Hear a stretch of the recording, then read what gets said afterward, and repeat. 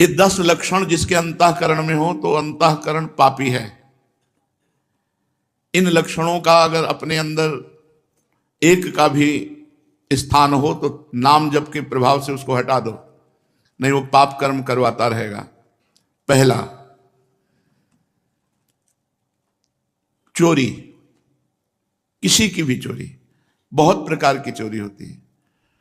किसी और महापुरुष की बात छाप अपनी लगा के चोरी हो गई।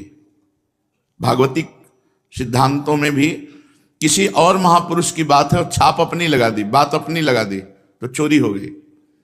जिसकी बात है उसी का नाम लेके बोलो कि पूज्यपाद अमुक महापुरुष ने ऐसे वचन बोले, अपनी छाप नहीं लगानी, चाहे वो पद हो चाहे उनकी शब्दावली हो, उन महापुरुष ने ऐसा कहा। चोरी, दूसरे की वस्तु का, दूसरे के अस्तित्व का अपहरण करना चोरी कहलाता है। जिसमें चोरी करने का स्वभाव है, चाहे वो जो भी चोरी हो, बहुत प्रकार से चोरी होती है। वो अंतःकरण में पाप है इसलिए बर्दाश्त होता है, नहीं तो पवित्र अंतःकरण में चोरी बर्दाश्त नहीं होती। किसी की वो चोरी नहीं कर सकता। छल कपट के द्वारा, बेईमानी के द्वारा और भी अन्य वृत्तियों के द्वारा जो दूसरे से धन लिया जाता है, वस्तु ली जाती है, उसके स्वत्व का अपहरण किया जाता है, उसके अधिकार को छीना जाता है, ये सब चोरी के अंतर्गत आता है। जिसमें चोरी है वो पापी अंतःकरण है। दूसरा, हिंसा, किसी भी जीव की हत्या करना। हिंसा भी बहुत प्रकार की होती है। वाणी से किसी के हृदय को दुख पहुंचाना भी हिंसा है। शरीर से किसी के शरीर को पीड़ा देना भी हिंसा है। आप खिलवाड़ में किसी जीव के साथ आप उसको बंद करके मनोरंजन कर रहे हैं और उसको प्राणों का भय लग रहा है, ये हिंसा के अंतर्गत ही आएगा। बंदर है, पक्षी है, कुत्ता है, ऐसे पशुओं को आप मनोरंजन में ही प्रताड़ित कर रहे हैं तो हिंसा के अंतर्गत आएगा। आप मांस खाते हैं लेकिन आप किसी जीव की हिंसा नहीं करते, पर हिंसा करने का पाप आपको लगेगा क्योंकि आप उस मांस को खाते हैं। ये जो लोग कहते हैं कि मछली में तो कोई ऐसा, भगवान ने मत्स्य अवतार धारण किया है। मत्स्य अवतार, मछली का अवतार भगवान ने धारण किया है। और जिनको ये लगता है कि अगर हम खाएंगे नहीं तो ये बढ़ जाएंगे, तो फिर नरक भी आपके लिए भगवान ने तैयार किया है, क्योंकि आप विनाश लीला के पार्षद बनेंगे तो विनाश आपका होगा, आपकी दुर्गति होगी। ये जिम्मेवारी भगवान की है, सृष्टि का सृजन करना, पालन करना और संहार करना। अरे भाई, ये भगवान की सृष्टि है, सृजन करना, पालन करना, लय करना, ये भगवान के ऊपर। आप मर्यादा से चलो, जो मनुष्य धर्म है उसका पालन करो, राक्षस धर्म को स्वीकार न करें। हिंसा, जिसके अंदर हिंसा वो पापी पुरुष है, उसका अंतःकरण पाप से युक्त है। चोरी, हिंसा और पराई स्त्री से व्यभिचार, ये पापी पुरुष का लक्षण है। जो माताओं बहनों को देखते ही भोग दृष्टि से देखता है, गंदी दृष्टि से देखता है, जो पराये शरीरों के साथ व्यभिचार प्रवृत्ति करता है, वो पापी हृदय है, वो अंतःकरण पाप में है।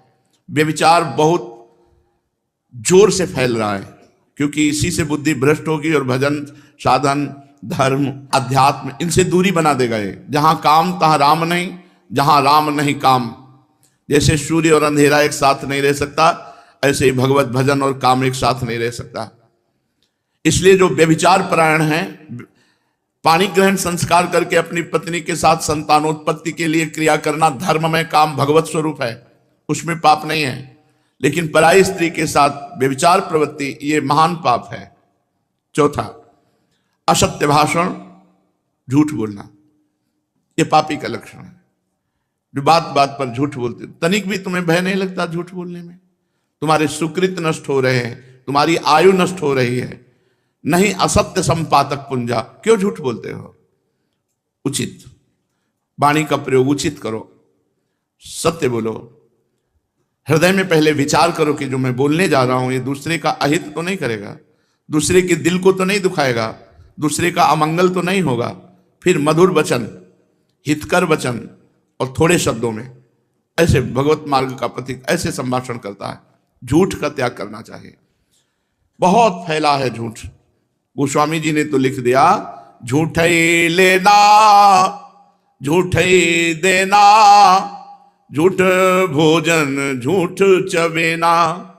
जिसकी देखो वह झूठ पे ही चल रहा है। आओ कुछ खा लो, नहीं खा के आ रहे हैं, बिल्कुल नहीं खाए।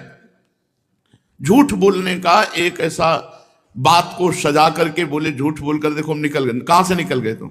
माया ने फंसा लिया, निकल कहां से गए? तुम्हारे पाप एकत्रित हो रहे, तुमने पाप किया, झूठ बोला। पर आज कलिकाल का इतना प्रचंड तांडव है कि कोई ये समझ ही नहीं रहा कि व्यभिचार पाप है, झूठ बोलना पाप है, हिंसा करना, मांस खाना ये पाप है, चोरी करना पाप है, ये समझ ही नहीं रहा। खुले मार्ग में एक महिला जा रही थी, ऐसे जंजीर तोड़ करके गिरा और लोग देख रहे हैं। मतलब लोग ऐसे देख रहे, कोई वीडियो बना रहा है, कोई देख रहा है, ऐसा लगता है इन लोगों की आंखों का पानी मर गया है, इनमें मनुष्यत्व ही नहीं रह गया है। अरे मनुष्यत्व हो तो अपने प्राणों की बाजी लगाकर रक्षा करनी चाहिए। परहित लाग तजय जो देही, संतत संत प्रशंसा तेही। ये ऐसी कायरता, ऐसा पौरुषत्वहीनता आ रही है कि एक आदमी को 4 आदमी मिलकर के परेशान कर रहे हैं, कोई बोलने वाला नहीं, कोई बोलने वाला, और मनोरंजन और वीडियो बना लेंगे, उसको बचाने की चेष्टा नहीं की जाएगी। एक आदमी का एक्सीडेंट हुआ पड़ा है, आदमी कार से निकलता है, खिड़की खोली, वीडियो बनाया, चल दिया। ऐसी पशुता आती जा रही है, स्वार्थ वृत्ति आती जा रही है। क्यों? क्योंकि पाप हृदय में विराजमान है। 5वां, चुगली करना। किसी की भी बात अगर आपको करनी तो उसके सामने कीजिए, उसके पीठ पीछे यदि बात की तो चुगली हो जाएगी और ये पाप है। किसी की भी बात करनी तो उसके सामने कीजिए और उसको संबोधन कीजिए, आपने ऐसा किया, आप इसको सुधारिए, तो वो तो हितकर बात हो जाएगी। लेकिन उसके पीछे चले जाने के बाद जब उसकी बात होती है, उसे चुगली कहते हैं और वो पाप होती है। प्रायः ये भी हम पाप नहीं समझते हैं, जहां वो गया देखा गए, बस उसके पीछे उसकी बात निंदा करने लगे, उसकी बात करने लगे, वो चुगली होती है। यही सब भजन को न करने देते हैं, न बढ़ाने देते हैं, न पचाने देते हैं। यही पाप प्रवृत्तियां जिनको हम सावधानी से त्याग नहीं पाते, ये हमारे भजन को छीण करती रहती है। 6वां, पराये अधिकार को अपने में लेने की चेष्टा। किसी की जमीन, किसी की वस्तु, किसी की बहुत चालबाजियां। क्या करोगे? मर जाओगे यार। ये सब बांध के ले जाओगे, खोपड़ी में बांध के, खोपड़ी भी यही फोड़ दी जाएगी तुम्हारी। एक कपाल क्रिया होती है, वो उसमें श्मशान में होती है, जलती हुई लुखाठी से सर को फोड़ा जाता है। तुम जिंदगी भर खोपड़ी लगाते रहे संसार में, तुम्हारी खोपड़ी फोड़ी जाएगी, अंतिम में खोपड़ी भी फोड़ दी जाती है। जैसे मंदिर में खेती लगी है, जमीन लगी है, उसका अन्न धन आप स्वयं अपने प्रयोग में करें, बुजुर्गों ने लगा दिया, इसके बाद आपने अधिकार में अपने ले लिया, ये सब पाप का लक्षण है। कभी किसी की इंच भर जमीन, 1 रुपया, 1 दाना भी लेने की कोशिश मत करो तो आनंदित रहोगे। लेकिन बस किसी तरह माया का ऐसा क्षेत्र बढ़ा है, बस किसी तरह बस अहंकार की पुष्टता होती रहे। 7वां, पराया अनिष्ट चिंतन, अनिष्ट करना। कुछ लोगों का स्वभाव होता है, जो मैं चीज पसंद करूंगा उसे चाहे मैं मर जाऊं लेकिन दूसरे को देने नहीं दूं।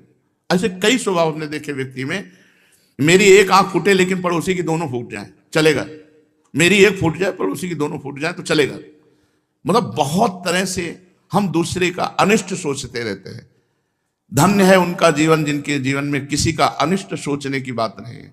नहीं, प्रायः अनिष्ट, पड़ोसी से पड़ोसी के व्यापार, दुकान वाला पर सामने दुकान वाला, ऐसे आसपास के वो अगर मर जाए, अगर उसका अनिष्ट हो जाए तो मैं खुशी हो जाऊं, मैं सुखी हो जाऊं, ऐसा चिंतन, ये पाप का लक्षण है, पापी अंतःकरण का लक्षण है।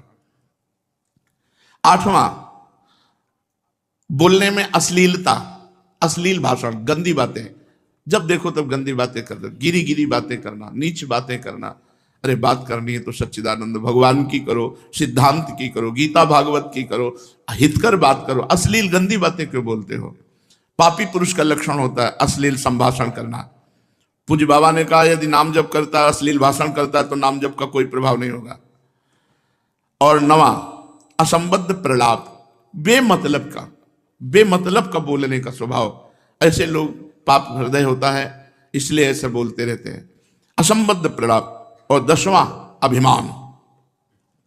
मैं बस वो अभिमान भरा, ये पाप का लक्षण। जब निष्पाप हो जाओगे तो दैन्य हो जाओगे। अभिमान भगवान के चरणों में समर्पित हो जाएगा। चोरी, हिंसा, व्यभिचार, झूठ, चुगली, परधन की इच्छा, पराया अनिष्ट चिंतन और अश्लील भाषण, असंबद्ध प्रलाप और देहाभिमान, ये 10 लक्षण पापी में पाए जाते हैं। अगर इनमें से एक भी है तो हटा देना चाहिए, नहीं भजन में बाधा पहुंच जाएगी।